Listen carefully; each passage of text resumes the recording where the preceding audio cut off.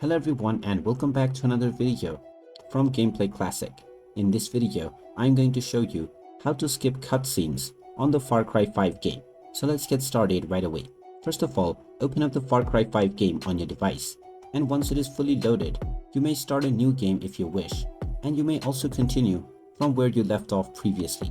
Now, when you enter any cutscene that you don't prefer, then if it is an in-game cutscene, then you can simply walk away from it and it will end. Otherwise, you can tap on the escape button as displayed at the bottom right corner, which will then allow you to end the cutscene right away.